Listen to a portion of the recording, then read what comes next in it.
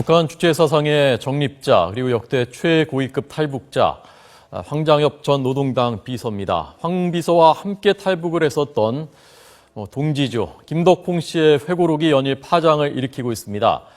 황장엽이 김대중 노무현 정부 때의 국정원을 적으로 규정했었다. 그리고 미국의 북한 망명정부 수립을 시도했었다라는 얘기도 나왔고요. 서울에 당시 왔었던 장성택 한때 쪽지 전달도 시도했었다라는 내용도 있습니다. 이 김덕홍 씨는 현재 여러 가지 사정 때문에 방송 인터뷰가 여의치가 않습니다. 저희가 오늘 황장엽 전 비서 그리고 김덕홍 고문의 비서 역할을 했었고 본인도 김일성대 출신이고 북한 관영매체 기자였습니다. 탈북자 김길선 씨, 이번 그 회고록 출간에도 많은 도움을 준 인물입니다. 저희가 오늘 초대했습니다. 들어보겠습니다. 어서 오십시오. 감사합니다. 안녕하십니까. 방송에서 처음 뵙는 것 같은데요. 예, 여태까지 나온 적이 없습니다. 방송 출연 안 하셨군요. 네. 뭐 특별한 이유가 있었습니까? 예, 이유가 있었습니다. 네.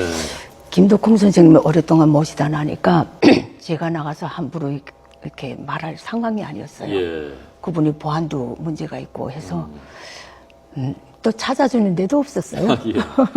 황장엽 전 비서 그리고 김덕홍 지금은 국가안보전략연구소 고문이고요. 예. 이분들하고 어떤 관계인지를 먼저 좀 설명을 간략하게 해주시죠. 예, 제가 1999년 1월 16일에 대한민국에 들어왔습니다. 네. 조사기관에서 4월 말에 나와서 5월 중순부터 황장엽 선생 비서로 근무 들어갔습니다. 네.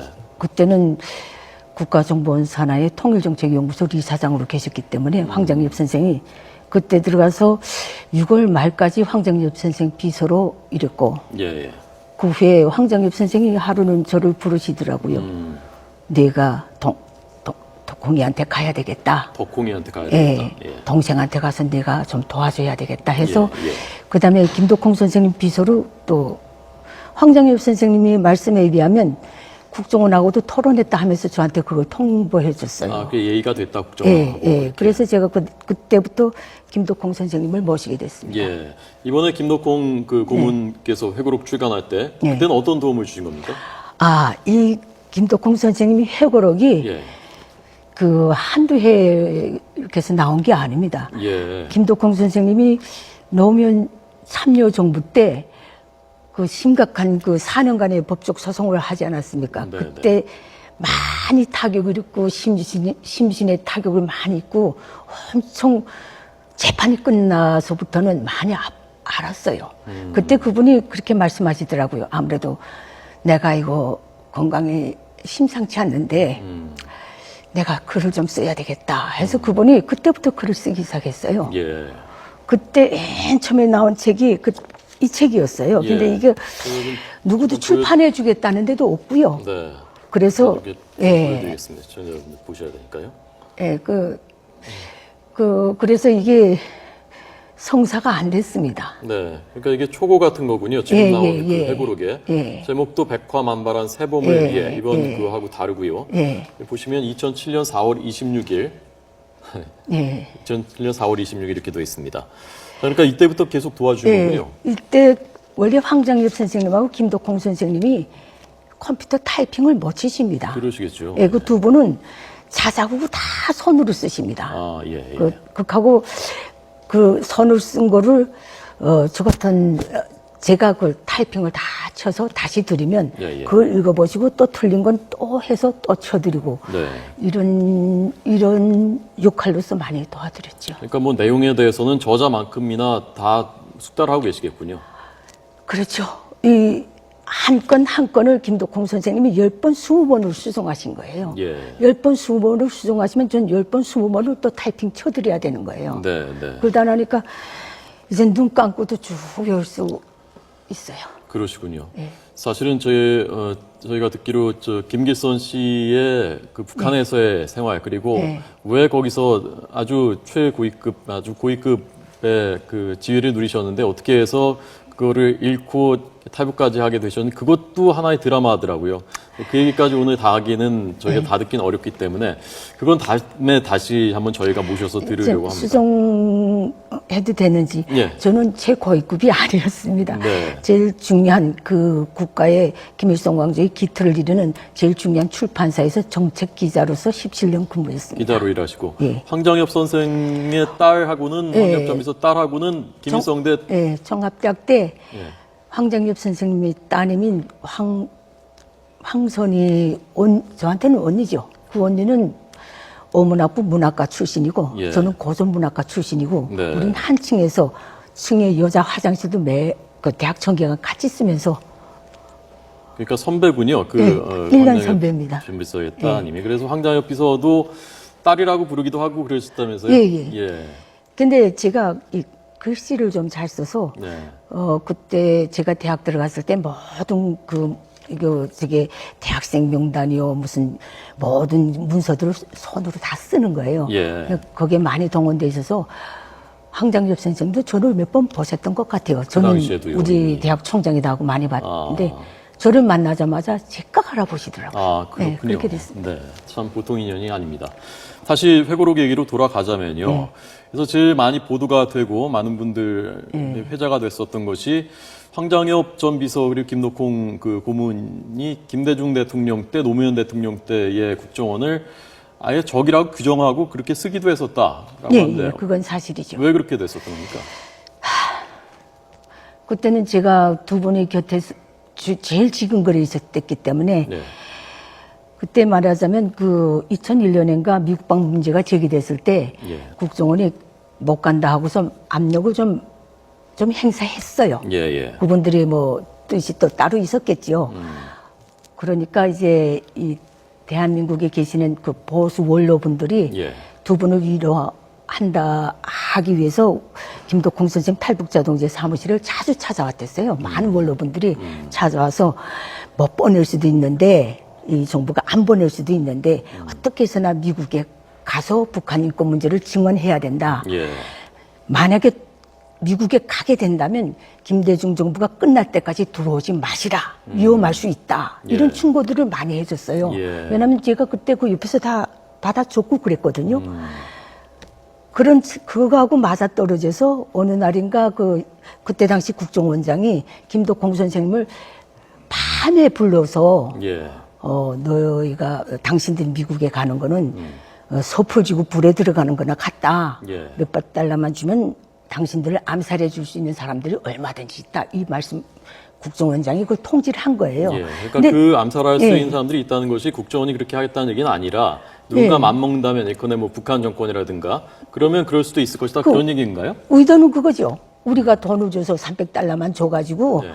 말하자면 청법자를 사서 너희 죽일 수 있다는 그 뜻인 그렇게 것 받아들였다는 같아요. 거군요. 예, 그분들은 그렇게 받아들였어요. 아, 예. 그러다 나니까 그게 맞아떨어져가지고 이건 저기로구나 하고 생각했던 것 같아요. 예. 그래서 그때 황장엽 선생이 여기에 원로분들이 좋은가 이런 상황을 고려해가지고 좀 위협을 느꼈던 것 같아요. 예. 그래서 그런 글도 나왔죠. 예. 편지도. 그 당시에 썼던 그 편지를 저희가 그 사진을 예. 준비했는데요. 그 사진 그 편지를 한번 보여드리도록 하겠습니다. 이 편지가 그러니까 누가 황장엽 선생님이 비서께서 쓰신 겁니다. 것이죠? 자필입니다. 네.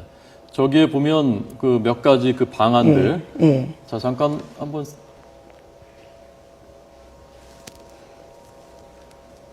보시죠. 네, 지금 아마 시청자 여러분들께서 좀 읽고 계실 텐데요. 저기에 보면 뭐 몇 가지 방안들이 나오고 그 중에서 그 국정원의 적이라고 직접 이 지칭한 그런 내용들이 나오더군요. 예. 그래서 그럴 수 뭐 있죠. 보니까 아예 그 미국 가서 좀 오래 있을 것인지, 그러니까 사실상의 망명이라는 표현도 쓰셨습니까? 예, 쓰셨습니다. 아, 그때. 그러니까 미국으로 망명을 다시 한번 할 것까지 생각을 하셨군요. 제가 이 문제를 놓고 그때 현장에 있었던 사람으로서 네. 제일 안타까운 거는 두 분이 맨 처음에 망명 생각을 하지 않았어요. 예. 근데 어떻게 돼서 그 주변에 있던 사람들이 들어와서는 망명해야 된다고 예. 그렇게 얘기를 했어요. 그러다 나니까 패가 그쪽으로 돌아간 거예요. 예, 예. 그래서 김덕홍 선생님은 이거는 실현 불가능한데 그래도 또 어떤 그 아주 그 충동적인 분들이 자기네가 김덕홍 선생을 황장엽 선생을 어떻게든 미 대사관으로 안내하고서 언론 공포를 하고 어쩌고저쩌고 그렇게 대화가 그렇게 오고 갔는데 김덕홍 선생님이나 황장엽 선생은 글을 그렇게 썼지만은 이게 불가능한 일이라는 거는 그때 알고 계셨어요. 예. 그 망명 정부를 북한 망명 정부를 미국에서 세우는 방안도 고려했었다라는 보도도 있었는데 그것은 어떻게? 그거는 그때는 없었죠. 왜냐하면 미국에 가지도 못 가느냐 안 가느냐 못 간다 못 간다 그 상황에 무슨 망명 정부를 넣어나 그건 너무 앞서 나간 거고요. 김덕홍 선생님과 황장엽 선생이 이 글을 쓸 당시에는 망명 정부란 말이 나오질 않았어요. 그 후에 두 분이 갈라선 다음에 황장엽 선생님의 그쪽 그래서 그런 일이 있었댔는지는 모르겠지만은 김덕홍 선생님하고 황장엽 선생님이 같이 계실 때는 결별하지 않았을 때는 그런 얘기가 망명 없었습니다. 정부 얘기까지 그렇게 된 적은 없었다.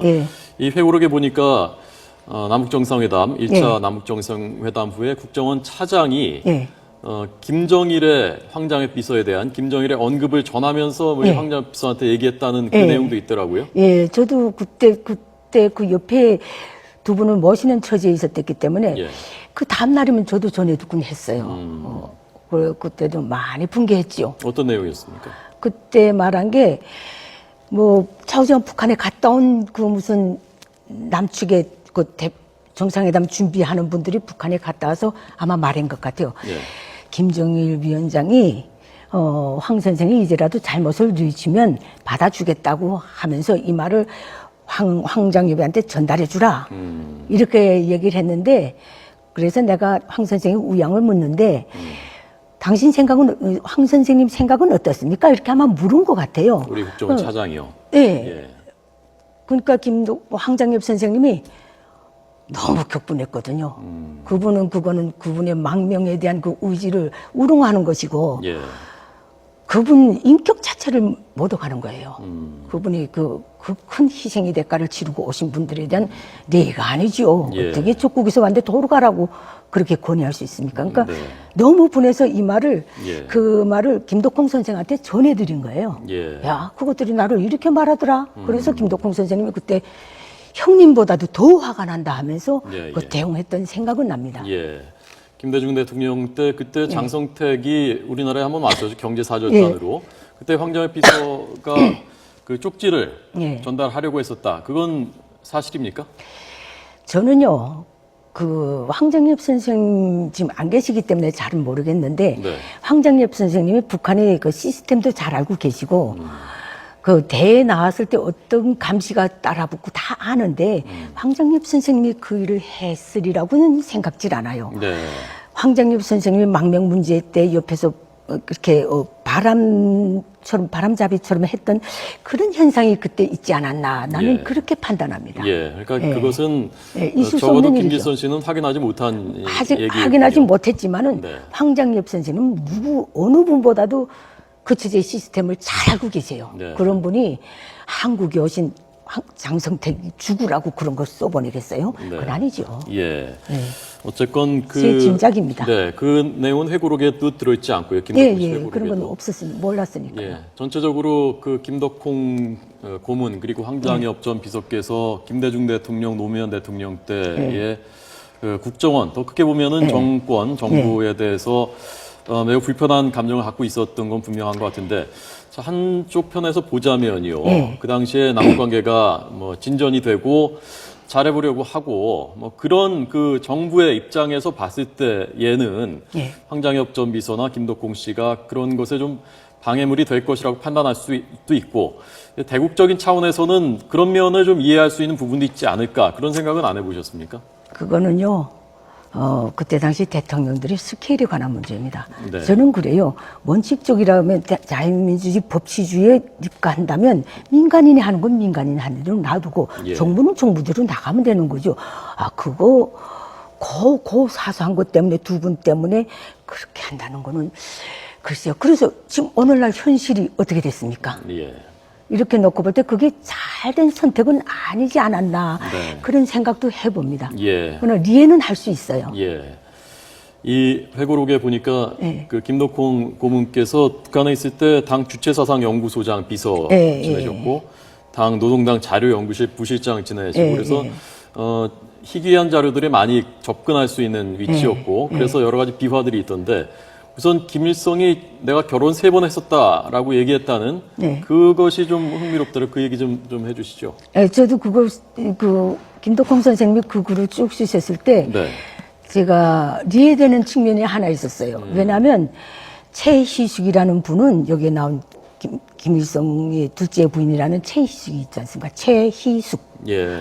그건 혁명의 승리가 보인다는 해상기에 나갔던 분이에요. 네네. 해상기에 그 김명화라는 한길투사 어머니가 쓰셨는데 그분의 빨치산 경력은 그것밖에 안 돼요. 예. 잡혀서 그 일본 놈들이 누나를 뽑고 심장을 노려서 죽였다.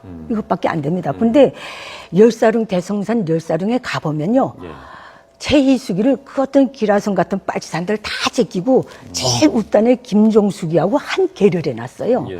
그래서 저도 그때 그 열사릉을 보면서 최희숙이가 왜 여기 있지? 이 계리에 있지? 그건 엄격한 나라입니다. 그런 그 단으로 사람을 등분하고 차별화하는 거는 김일성 족속은 못 따라가요. 북한은.